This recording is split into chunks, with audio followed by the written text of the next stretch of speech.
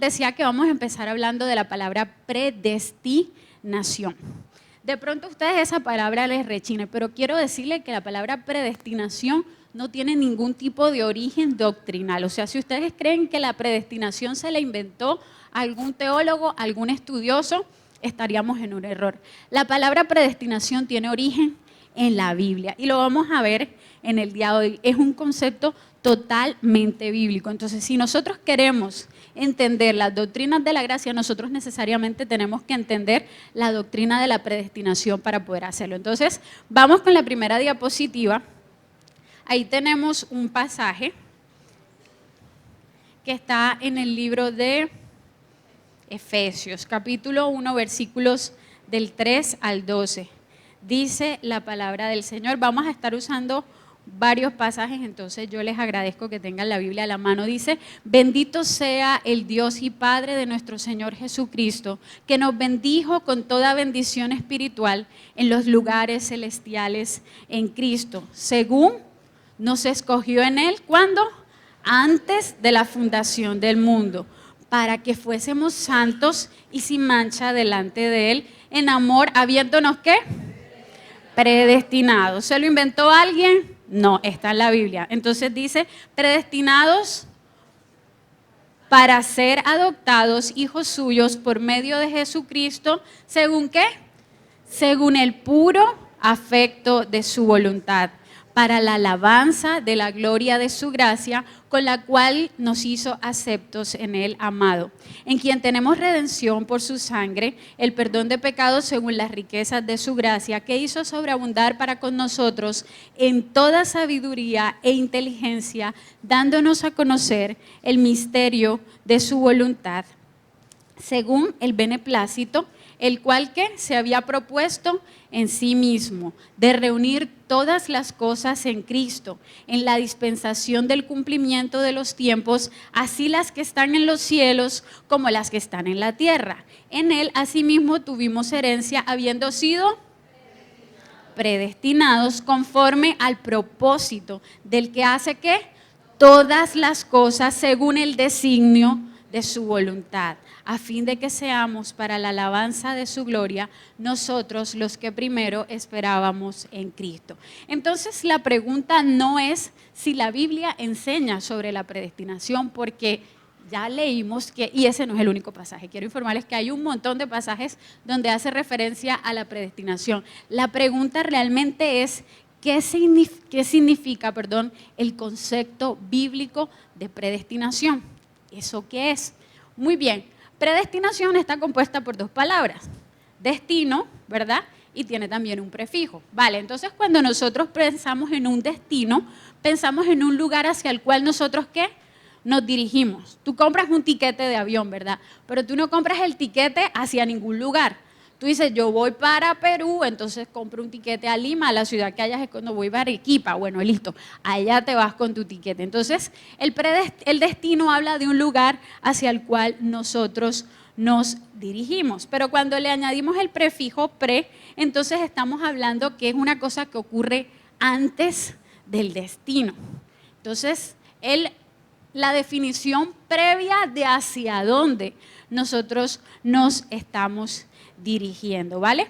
Entonces, de acuerdo a lo que nosotros leímos en la Biblia, la predestinación, en el pasaje que estábamos hace un rato, dice que ocurrió antes de la fundación del mundo, antes que el mundo fuera mundo, antes que tú fueras tú, que yo fuera yo, antes de todo.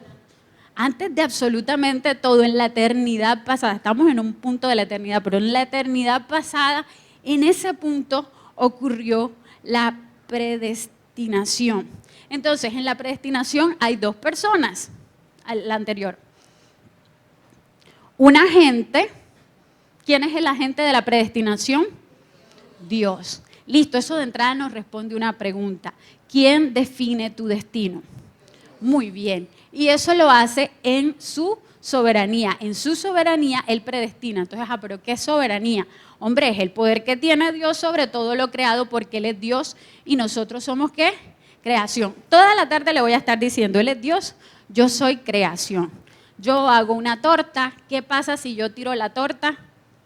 nada porque es mi torta y yo hago con mi torta lo que yo quiera. Entonces, Él es Dios y yo soy su torta. Y el Señor hace conmigo lo que Él quiera. Eso no nos gusta, pero así es. Y entonces hay un agente y hay un ¿qué? Un objeto. Yo sé que ustedes todos estudiaron en el colegio español cuando nos hablaban de, en inglés es passive, voz pasiva. Decían que es cuando tú hablas de un objeto que no hace nada. Por ejemplo, la pintura fue pintada por Leonardo da Vinci. ¿Qué hizo la pintura? Pues nada, solo estaba ahí un lienzo y Leonardo da Vinci hizo de eso una pintura. En la predestinación es así. Nosotros funcionamos como el objeto de una voz pasiva. Nosotros somos simplemente receptores. ¿Hasta ahí vamos bien? Listo. ¿Dudas? Si las tienen, anótenlas en las hojitas de las preguntas. Muy bien. Entonces, además de eso, el tema de la predestinación se refiere a todos los decretos de Dios para la vida del hombre. En el tiempo, todos los decretos de Dios están en la predestinación. Dios predestinó que yo fuera mujer y que usted fuera hombre. Dios predestinó todo, ¿vale? Pero hay un punto en la predestinación que es muy específico y tiene que ver con la elección.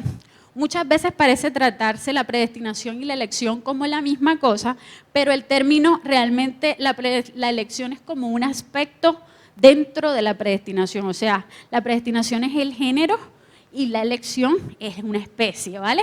Entonces, en ese sentido, la elección tiene que ver con que Dios escoge a ciertas personas para salvación y a otras las reprueba. Y aquí es donde ustedes se empiezan a estresar, pero en el nombre de Jesús vamos a comprender esta idea. El término de la elección tiene una connotación positiva y una connotación negativa.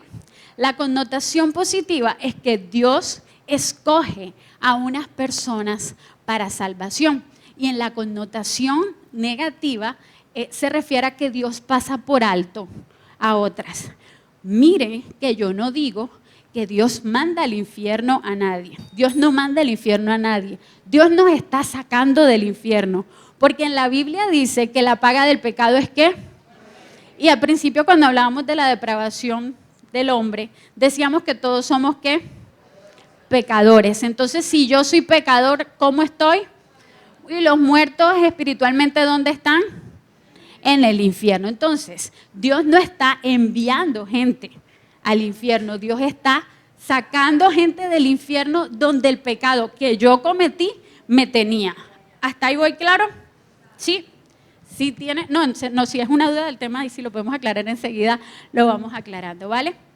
Entonces, les decía que la elección tiene entonces dos lados, uno positivo y uno negativo. Entonces, la predestinación, una definición así siguiéndonos como lo que dice la Biblia, es que desde la eternidad, Dios decidió salvar a algunos miembros de la raza humana y permitir que el resto de la humanidad perezca. Dios hizo una elección, eligió a algunos individuos para ser salvos, para bendición eterna en el cielo, y escogió ¿qué?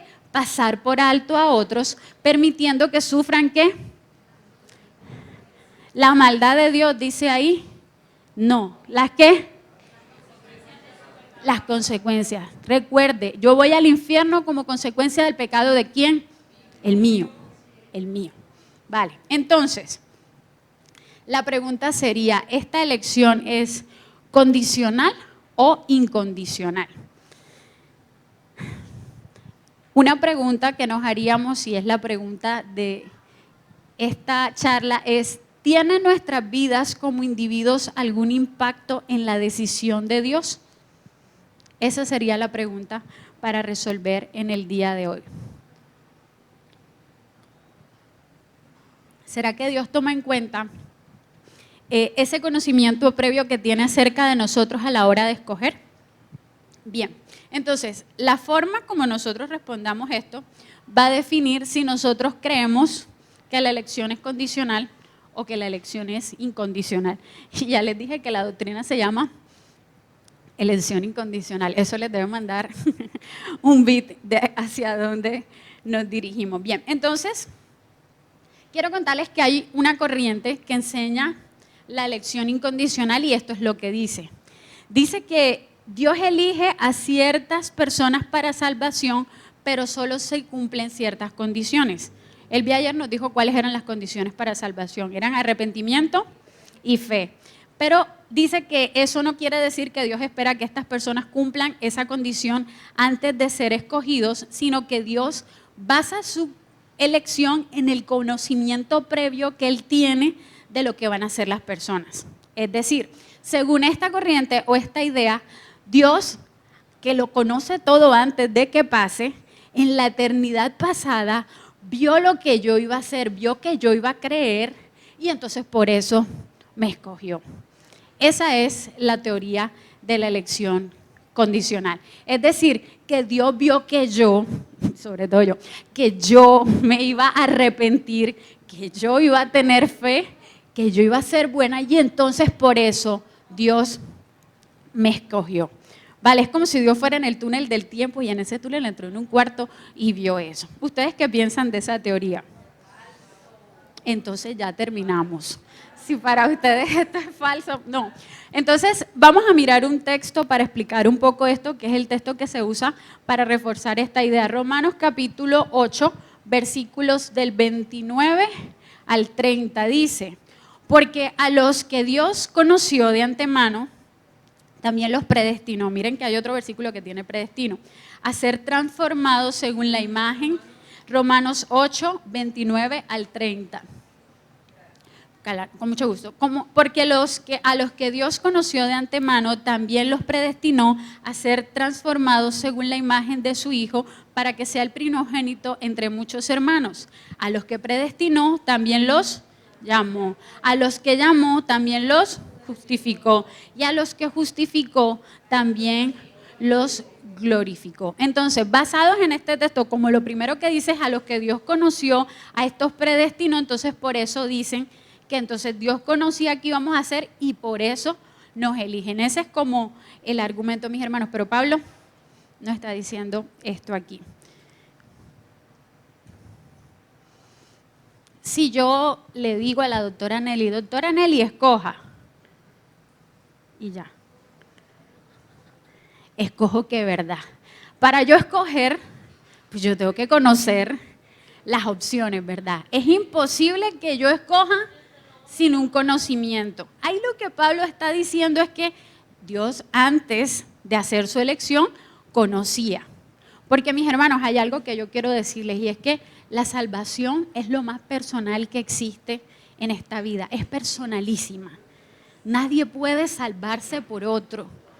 No es algo como etéreo, como gaseoso. La salvación es lo más personal que existía. Antes de que Dios escogiera a alguien por alguna razón, Él primero los tenía en su mente como objeto de elección, y era en su mente no desde el punto de vista del mero conocimiento, sino desde el punto de vista afectivo, desde el punto de vista del amor.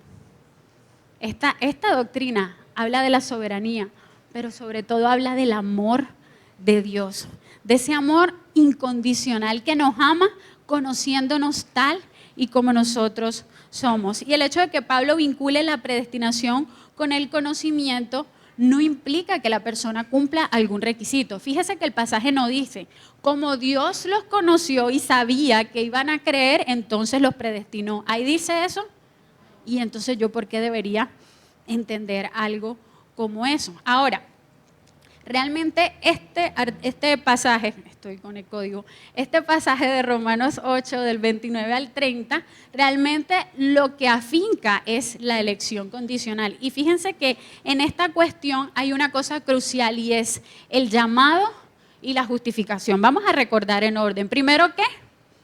Primero los conoció, después predestinó, después, bueno, entonces ya lo repasamos, vamos a decirlo todo. Primero, conoció. Segundo, tercero, cuarto, quinto. Eso se llama la cadena de la salvación. Conocimiento, predestinación, llamado, justificación, glorificación. Entonces le decía que aquí lo significativo o el punto álgido está en el llamado y la justificación. En teología se distinguen dos tipos de llamados, un llamado externo y un llamado interno, ¿vale? Cuando nosotros organizamos una campaña y nos vamos a un parque, llenamos el parque, vamos a decir que no es un parque en Bogotá, porque aquí, bueno, de pronto sí, hay 1000 personas en el parque, se para el predicador y lanza la prédica, el evangelio y hace el llamado. Les pregunto, ¿las 1000 personas que estaban en el parque responden? ¿Qué pasa? Unos sí, unos lo hacen y otros no lo hacen. Entonces, si nosotros pensáramos que se trata solo de un llamado externo, cuando se lanzara el evangelio, todo el mundo creyera. Porque el que oyó enseguida cree, porque ya él llamó, ahí hizo un llamado, ven al Señor y todo el mundo vino y listo. Pero eso es lo que pasa en la realidad.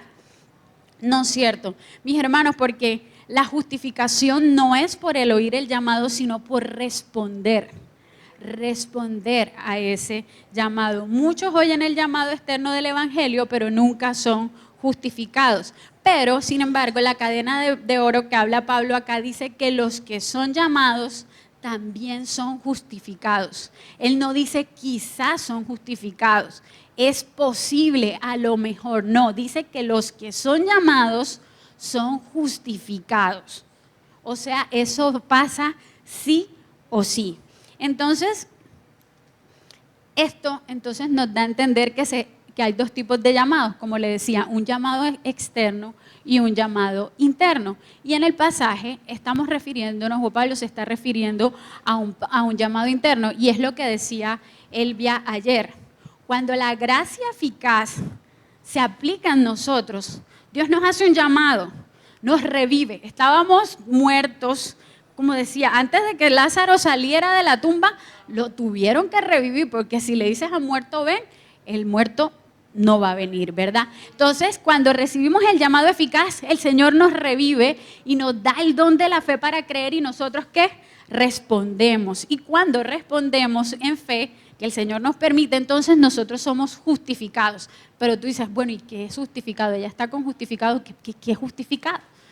Justificado, ser justificado es ser declarado justo. Es decir, que la vida que vivió el Señor se aplica como si yo la hubiese vivido. Porque recuerden, en la salvación no quiere decir que Dios pasó por alto nuestros pecados. No, fue que alguien hizo lo que yo no sufrí. O sea, alguien murió en mi lugar, ¿vale? Alguien pagó mi cuenta. Entonces, nosotros no podemos interpretar que algunos de los llamados son justificados, porque si hiciéramos eso tendríamos que aplicarle algunos a todos los eslabones de la cadena. Algunos de los que conoció, predestinó, y algunos de los que predestinó llamó, pero eso no es lo que dice Pablo en la Biblia. Entonces, les decía, estamos aquí abordando el orden de la salvación, y si nos damos cuenta, observamos que la predestinación está ¿qué? ¿Antes de qué? Del llamado. Entonces, miren, si en la Biblia el llamado estuviera primero y la predestinación estuviera después, nosotros podíamos hablar de un llamado condicional, porque diría, como Dios vio que esta persona iba a responder, entonces la eligió. Pero si nos damos cuenta en la Biblia, el llamado está después de la predestinación. Es que yo respondo al llamado porque Dios me permite responder, porque Dios me predestina, porque Dios me elige para que yo pueda creer. Y ese es el orden que nosotros tenemos que tener en cuenta. La gracia efectiva se aplica en nosotros, nos regenera y nos da fe para creer. Y cuando creemos, entonces recibimos la justificación. Entonces hay una diferenciación entre las dos nociones. Y es que en la primera noción, la noción por predestinación, la predestinación por presciencia, sostiene que somos elegidos porque tenemos fe. Mientras que la noción que estamos viendo en la Biblia, que es la incondicional, plantea que somos elegidos para tener fe y ser justificados. Y esas palabras son muy importantes en el texto, mis hermanos. A veces leemos los textos como corriendo, porque en el texto no dice, y el Señor hizo tal porque tú, el Señor dice es para que creyeras, para que seas alabanza de su gloria. Hay una razón, para qué el Señor hizo las cosas. Ahora, la elección del Señor no es algo que esté anticipado por lo que nosotros hacemos, sino que está basado en el beneplácito de su soberana voluntad. En otras palabras, Dios nos escoge porque Él quiso. Aquí hay un dato importante. La fe es una condición necesaria para la salvación, pero no para qué. Porque cuando me eligen, entonces es que puedo tener fe, no antes, ¿vale? Primero me eligen, después yo creo, ¿vale? Eso es una cosa que tenemos que tener muy clara. Entonces les decía que la razón que explica la Biblia sobre la razón de la elección es la voluntad del Señor. Vamos a mirar lo que dice Romanos, capítulo 9, versículos del 10 al 16. Se me fue el reloj. Dice, y no solo esto, sino también cuando Rebeca concibió de uno, de Isaac nuestro padre, pues no había nacido, ni había hecho aún ni bien ni mal, para que el propósito de Dios, conforme a la elección, permaneciese, no por las obras, sino que por el que llama. Se le dijo, el mayor servirá al menor, como está escrito, a Jacob amé, mas a Esaú aborrecí. ¿Qué pues diremos? ¿Que hay injusticia en Dios? ¿Qué dice? En ninguna manera.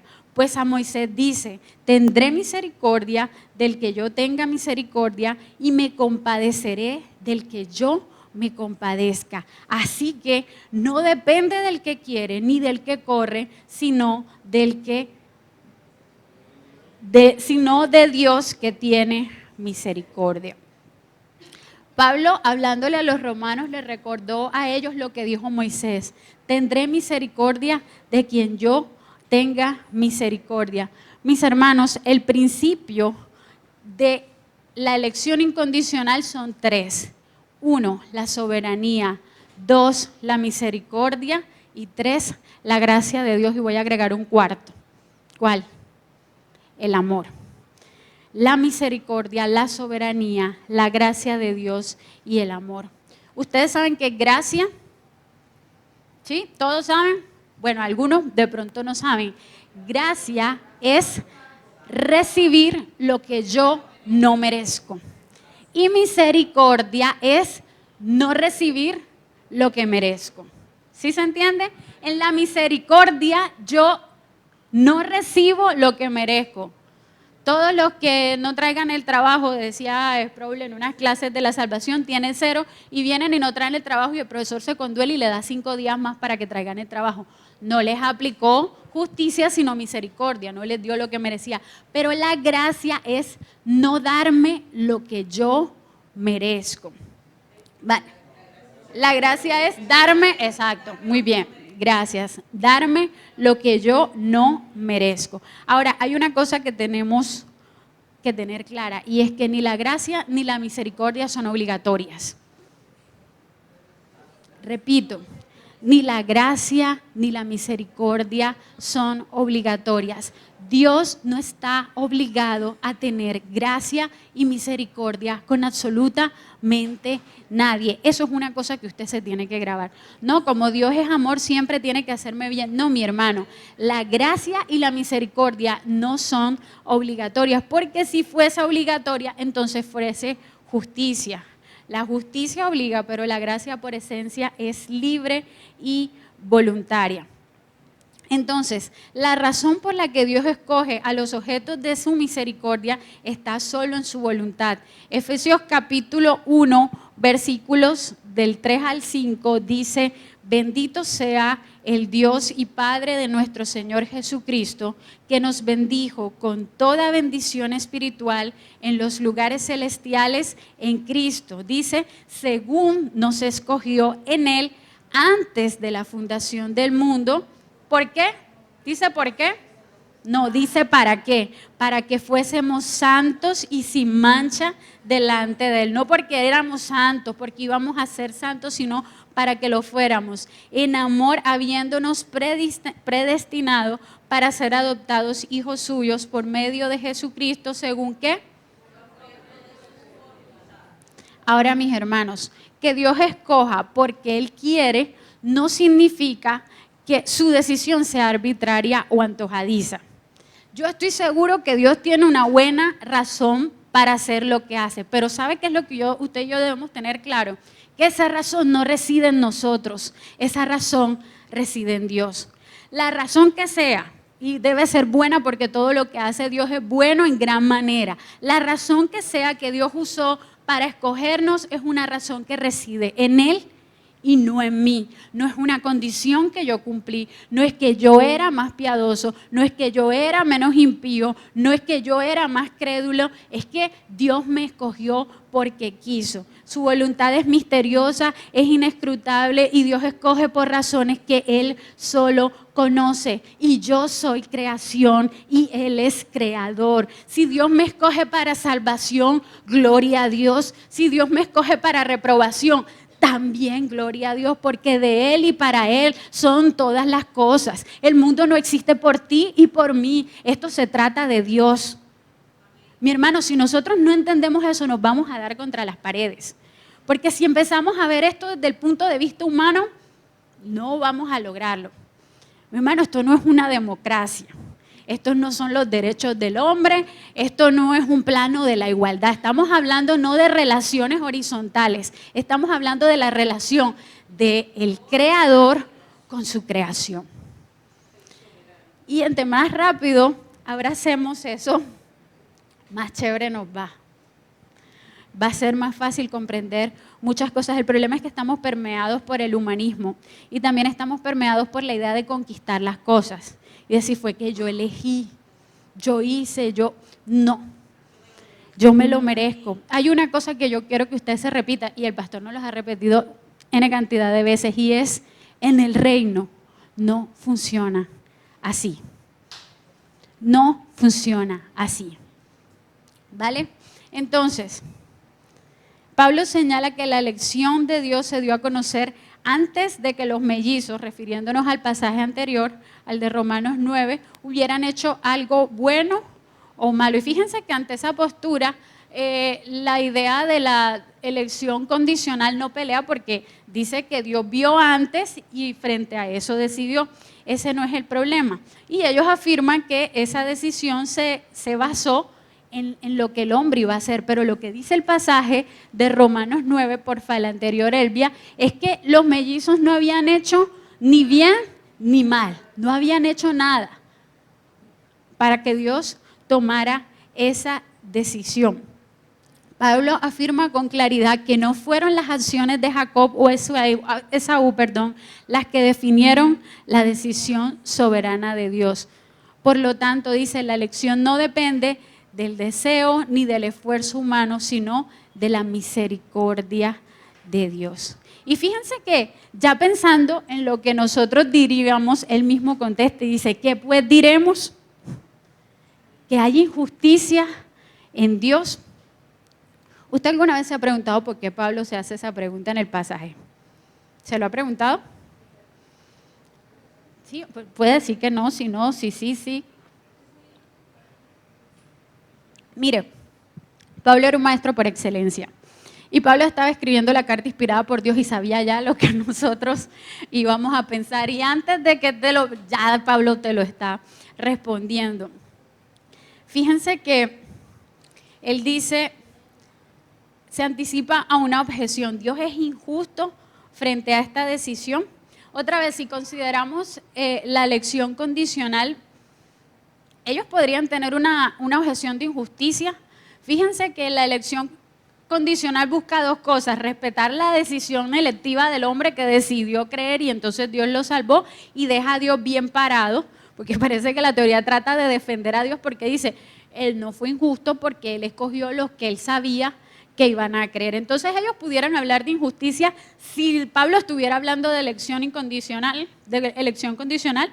La respuesta sería no, porque todo estaría acorde a lo que ellos buscan. Pero Pablo se anticipa esto porque él no está hablando de una elección condicional, sino de una elección incondicional. Mis hermanos, ¿saben por qué? Porque parece injusta la idea de que Dios escoge a algunos para salvación y a otros no. Eso es algo que muchas veces nos cuesta a nosotros lidiar y entender. Permítame un segundito. Si la decisión de bendecir a Jacob en lugar a Esaú fue tomada antes de que nacieran o hicieran algo, si la decisión no tuvo que ver con acciones futuras que ellos harían, la pregunta es obvia. ¿Por qué uno recibió bendición y el otro no? Mismo padre, check. Misma barriga, no nacieron ni antes, eran mellizos. Bueno, sé que no salieron al mismo tiempo exacto, pero caray, están más cerca que mi hermana y yo, que nos llevamos un ratico. ¿Sí me explico? La mamá comía lo mismo, o sea, todo lo mismo, porque a uno sí y al otro no. Pablo no responde esto apelando a la justicia, sino diciendo, tendré misericordia de quien yo tenga misericordia. Miren, mis hermanos, no les debía Dios misericordia ni a Jacob ni a Saúl. De modo que si Dios no elige a ninguno de los dos, pues Dios no actuaría mal, estaría bien. Entonces nosotros, ¿por qué nos tenemos que estar haciendo esas preguntas? Por eso son importantes estas cosas para entenderlo. Mis hermanos, pero hay una cosa que a nosotros nos sucede y es que parece que si Dios otorga gracia a una persona, nosotros consideramos que debería otorgársela a otros. Ese es el problema. Como se la otorgó a Pablito, entonces se la debería otorgar también a Juan.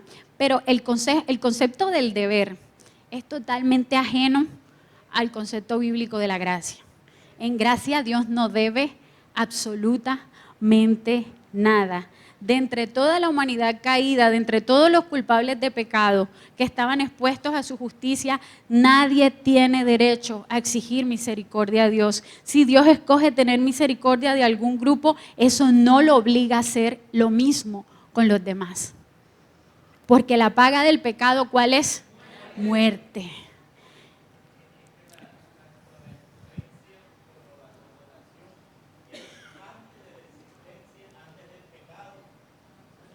Antes de todo, fíjense que Dios ha podido decidir salvar a todo el mundo, ¿sí o no?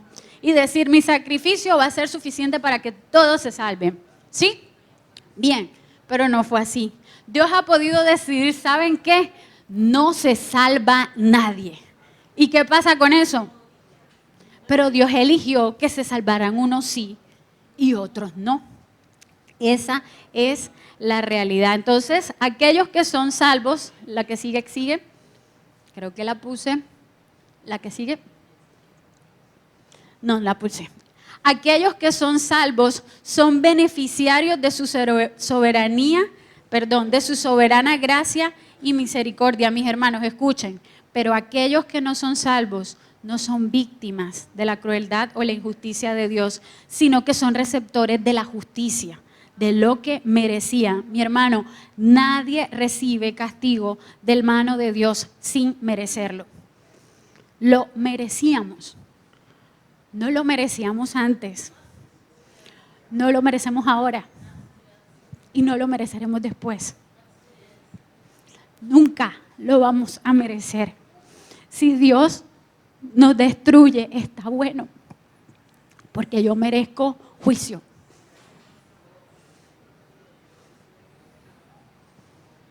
Eso pone nuestra vida en una perspectiva completamente diferente. Y mire, la Biblia está llena de ejemplos, o sea, porque Dios escoge a Abraham y no a los otros paganos, porque Dios hace que Pablo, siendo perseguidora, entiende, y Pilato no, mejor, más fácil, porque Dios a ti sí y a tu amigo no. ¿Por qué?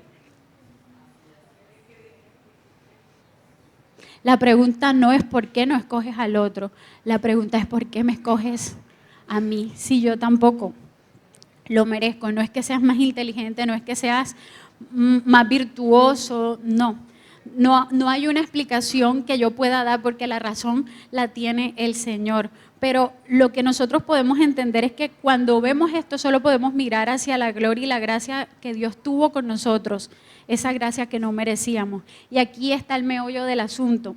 Si nos damos cuenta que estamos albergando de pronto orgullo en secreto, creyendo que merecemos la salvación más que los demás, nosotros estamos tirando al traste la gracia. Eso sería un retroceso, legalismo, eso, porque estaríamos poniendo nuestra confianza en nuestro propio esfuerzo, mi hermano, pero no es así. Ahora, si analizamos la elección y la capacidad moral,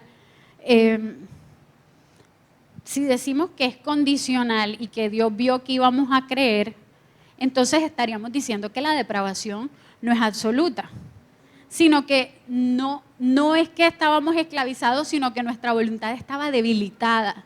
Estábamos ahí como malitos, pero aunque estábamos malitos, logramos. Pero mi hermano, si nosotros aceptamos la depravación total, nosotros aceptamos la elección incondicional. O sea, está una amarrada con la otra. Si uno es incapaz de cumplir con las condiciones, entonces la elección tiene que ser incondicional. Si el concepto del pecado original es correcto, entonces Dios sabe que ninguna persona escogería seguir a Jesús. Romanos capítulo 3, versículo 10 al 17 dice: no hay justo ni aun uno, no hay quien entienda, no hay quien busque a Dios. Todos se desviaron a una, se hicieron inútiles, no hay quien haga lo bueno, no hay ni siquiera uno. Sepulcro abierto es su garganta, con su lengua engañan, veneno de áspides hasta debajo de sus labios. Su boca está llena de maldición y de amargura, sus pies se apresuran para derramar sangre, quebranto y desventura hay en sus caminos y no conocieron camino de paz. No hay temor de Dios delante de sus ojos. Mis hermanos, Dios sabía desde la eternidad, como decía el pastor, desde antes de todo, que nosotros, ninguno de nosotros sin ayuda, podíamos escoger a Cristo. Mira el pasaje que está ahí, Juan capítulo 6, versículo 43 a 44. Jesús respondió y le dijo: no murmuréis entre vosotros, ninguno puede venir a mí si el Padre que me envió, ¿qué? No lo trajere, y yo le resucitaré. O sea, tienen que traerte y resucitarte. Y lo que explicaba ayer Elvia, atraer, la palabra elkos en griego.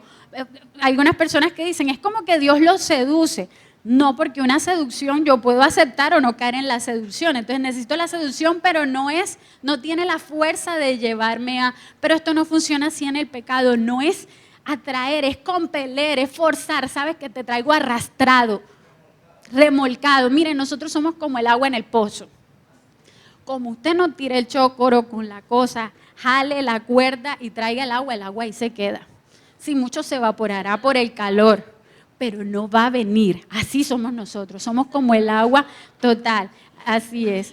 Tienen que ir a buscarme porque yo soy incapaz de venir y usted es incapaz. La razón por la que nosotros respondemos al Evangelio no es nuestra habilidad, no es porque seamos menos impíos que los demás, es porque Dios nos conoció, o sea, nos amó, nos predestinó desde antes y luego nos hizo un llamamiento interno, nos regenera para que podamos vivir y luego nos hace responder con fe creyendo, luego nos justifica y nos glorifica. Efesios capítulo 2, versículo 8 al 10 dice: porque por gracia sois salvos por medio de la fe. Y esto no es de vosotros, sino que es don de Dios, no por obras, para que nadie se gloríe, porque somos hechuras suyas, creados en Cristo Jesús para buenas obras, las cuales Dios dispuso de antemano para que anduviésemos en ellas. Mi hermano, la fe es un regalo. La fe no es algo que nosotros generemos por nuestro propio esfuerzo. Y aquí voy a empezar a terminar y a tirarle un cable a mi hermana que sigue. Mis hermanos, la elección condicional despersonaliza el sacrificio. Y como les decía, no hay nada más personal que la salvación. Mis hermanos, Cristo no murió en la cruz para hacer posible la salvación de cualquiera sin asegurar la salvación de nadie. Está enredado lo que dije. Cristo no murió en la cruz del Calvario para hacer posible la salvación de cualquiera sin asegurar la salvación de ninguno. Cristo no murió en la cruz del Calvario para salvar a nadie en particular. Él murió específicamente para salvarte a ti y a mí. El sacrificio de Dios tiene tu nombre y tu apellido. No es genérico. Dios te amó a ti, así como eras. No es como que Dios dispuso para que los que quisieran, como quien pone al piste, y el que quiera pica, no. No, Dios se garantiza que tú y yo vamos a ser salvos. ¿Se imaginan esa maravilla? Gloria a Dios, no depende de mí, porque si dependiera de mí, estoy perdida. La obra de Cristo tenía la intención de salvar eficazmente a aquellos que Él había elegido. No podemos entender la presciencia como que Dios sabía que lo íbamos a escoger y por eso nos eligió. No, porque si nosotros miramos en la historia atrás, en la eternidad pasada, cuando Dios mira en su mente sabe que va a haber impiedad, va a haber pecado, va a haber enemistad. Eso es lo que se ve en la eternidad pasada si nos mira a nosotros. Pero Dios nos amó, estábamos en condición de enemigos y dice que nos conoció. Y saben que conocer implica intimidad, porque Dios no quería que nosotros estuviéramos lejos, que estuviéramos enemistados. Dice que ya yo no los llamo ni siervos, ahora son mis amigos. Real sacerdocio, nación santa, pueblo escogido por Dios. Sus hijos. ¿Se dan cuenta de lo grande que es el Evangelio? Somos sus hijos y eso pasó por el puro afecto de la voluntad de Dios. Yo leo esto y me quebranto porque digo, Dios es grande, Dios es grande, Dios no me cabe en la cabeza. Y quiero glorificarle en todo lo que acontezca en mi vida, lo que me guste y lo que no, porque ya Dios me dio a mí el bien mayor. Los invito a que se lean todo el libro de Romanos, es una cosa maravillosa. Si ustedes leen el capítulo 9, el 10 y el 11, habla de la relación de Dios con Israel después de la venida de Jesús. Y miren que dice que a los suyos vino, pero los suyos no le recibieron. Y entonces en esos pasajes empiezan a analizar, bueno, pero ¿qué pasó si Israel era el pueblo elegido? Y el Señor dice, es que no es porque seas de Israel, porque no es porque vengas de la familia de, es que yo te escojo. Vamos a mirar Romanos capítulo 9, versículo 6 en adelante, no lo puse, dice Romanos 9, versículo 6 en adelante, no que la palabra de Dios haya fallado, porque no todos los que descienden de Israel son israelitas, ni por ser descendientes de Abraham todos son hijos, sino que en Isaac te será llamada descendencia. Esto es, no los que son hijos según la carne son hijos de Dios, sino los que son hijos según la promesa son contados como descendientes, porque la promesa es esta, la palabra de la promesa es esta: por este tiempo vendré y Sara tendrá un hijo. Y no solo esto, sino también cuando Rebeca concibió de uno, y es lo que leíamos ahorita de Isaac, nuestro padre, pues aún no habían nacido ni habían hecho ni bien ni mal, para que el propósito de Dios conforme a la elección permaneciera, no por obra sino por el que llama. Se dijo, al mayor servirá al menor. Y bueno, el pasaje que ya nosotros hemos leído. La pregunta es, no porque Dios no nos escoge o no escoge a otros, sino ¿por qué me escogió a mí? Como dice la canción, ¿quién soy yo para que tú me hayas amado? Si nosotros analizamos a Jacob, o sea, es una tribu de engañadores. Labán engañó a Jacob, Jacob engañó a Labán, Rebeca se robó, no sé qué. Y entonces cuando analizamos, nosotros somos igualitos. Porque no, fulano es peor, no, nadie. Usted no es mejor que Judas. Todos somos malísimos, somos terribles, pero eso precisamente, nuestro estado exalta la gracia y la misericordia de Dios, que cuando Dios escogió a Israel no lo escogió porque fueran los mejores, Dios los escogió porque Él lo decidió por su carácter libre y soberano, por su incondicional elección, y asimismo por eso te eligió a ti y me eligió a mí. Y fíjense, Pablo otra vez vuelve ahí, vamos al pasaje otra vez. Entonces, Dios es injusto por esto. Cuando Pablo responde eso, ¿qué dice? De ninguna manera. ¿Y después qué dice? De quien tenga misericordia, tendré misericordia. Porque a Moisés le dijo, bien, se dan cuenta que Pablo le dice, justicia, no, esto no va de justicia, va de misericordia. Porque si Dios aplica justicia, mis hermanos, estamos perdidos. ¿Tú quieres justicia? Justicia es que nosotros vayamos al infierno. Eso es lo justo. Eso es lo justo. Entonces, en el pasaje, él desenfoca el foco de la justicia y lo enfoca en las misericordias. Todos merecemos ser condenados porque hemos violado su ley incontables veces. Y cuando hablamos de elección, tendremos que verla desde el marco de la misericordia, desde el marco de la gracia, desde el marco del amor y en el marco de la soberanía.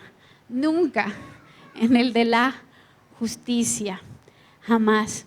Usted dirá, bueno, pues eso que contó ahí Pablo, que Moisés le dijo, en ese contexto era que el pueblo de Israel había caído en una idolatría, había armado un becerro y estaban en una condición malísima. Y el Señor pudo haberlos exterminado a todos, pero ¿qué hizo? Tuvo misericordia. Y usted lee eso y dice, uy, pero es que ese pueblo de Israel, cosita seria, cosita, una cosa terco, tremendo. Pero tú te crees mejor que Israel. Tú y yo creemos que somos mejor que Israel. Nosotros sí nos creemos, ¿verdad? Esa es la verdad. Nosotros, al igual que Israel, merecíamos el justo juicio de Dios a causa de nuestros pecados, pero Dios decide extender misericordia y como dice, no el que quiere, porque no depende del que quiere ni del que corre. Y ustedes saben por qué no depende del que quiere. Ustedes saben por qué no depende del que quiere. Me encanta, porque ninguno quería.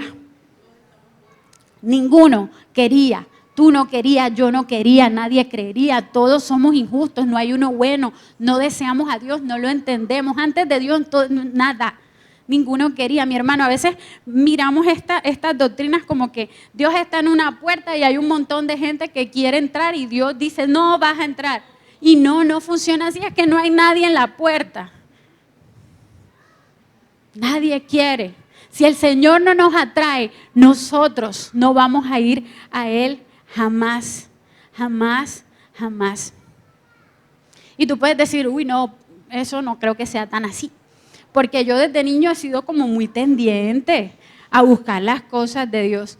Mira, mi hermano, usted puede ser tendiente a buscar las bendiciones de Dios, usted quiere paz, pero el Dios de la Biblia, el Dios que te confronta, que te dice pecador, que de pronto te vas al infierno porque no estás, ese no es el Dios que usted y yo buscamos, eso no. Y por eso las iglesias se llenan cuando dicen cosas buenas porque la gente quiere eso, pero no es el Dios que nosotros creemos ni como lo concibimos, es como el Señor es. En la Biblia dice, no hay quien entienda, no hay quien oiga, no hay ninguno justo, tú tampoco eres justo, yo tampoco soy justo. Entonces no es cierto que has tenido una tendencia por no.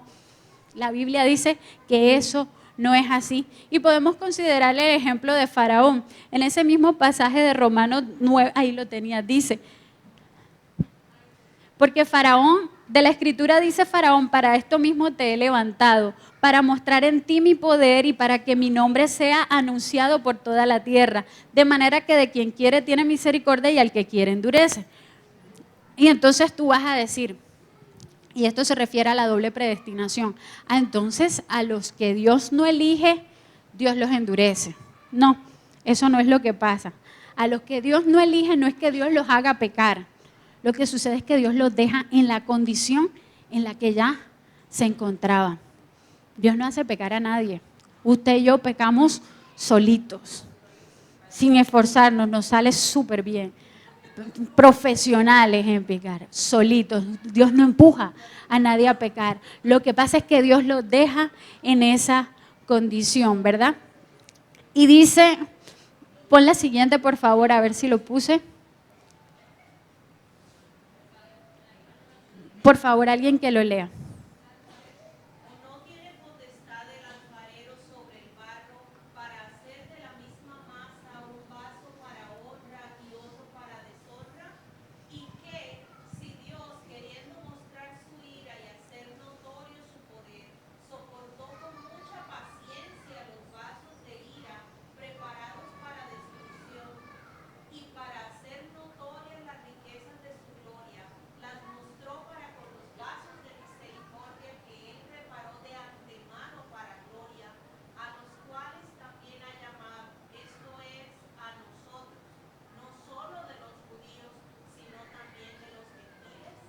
Muy bien.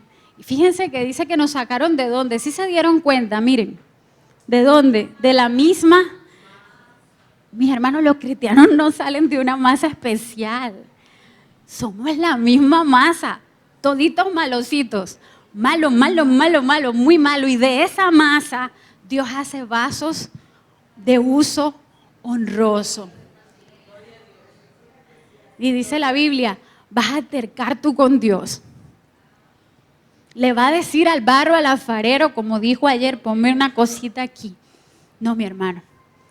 Esto es lo que Dios definió en sus escrituras. Nosotros no podemos cuestionar a Dios porque somos criaturas. No podemos cuestionarlo porque no tenemos toda la información. Esa no es la razón para no cuestionarlo. No podemos cuestionarlo porque no tenemos derecho a cuestionar a Dios de absolutamente nada. Entonces, mis hermanos, esta es la doctrina de la elección soberana de Dios. Vamos a ver algunas implicaciones. Primera implicación, la doctrina promueve la humildad, no el orgullo. Algunas personas dirán, pero como somos escogidos, nos vamos a sentir orgullosos porque nosotros somos escogidos y esto nos va a llenar de soberbia. Mis hermanos, esto debe generar una posición totalmente contraria a esto. Cuando recuerdo que Dios me escogió cuando yo era un gusano pecador, que eso era lo que éramos, cuando iba camino al infierno, cuando no merecía ser escogido, esto me tiene que llenar de humildad.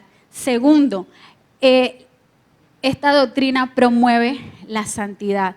Muchos suponen que si nosotros partimos de la premisa que la salvación no depende en absoluto de mi esfuerzo, sino de la misericordia de Dios, yo no voy a tener ninguna motivación para esforzarme por ser más santo. Pero es completamente de manera contraria. Cuando el creyente entiende que Dios lo escogió antes de la fundación del mundo para que fuésemos santos y sin manchas delante de Él, eso es una poderosa motivación, mi hermano, para ser santo.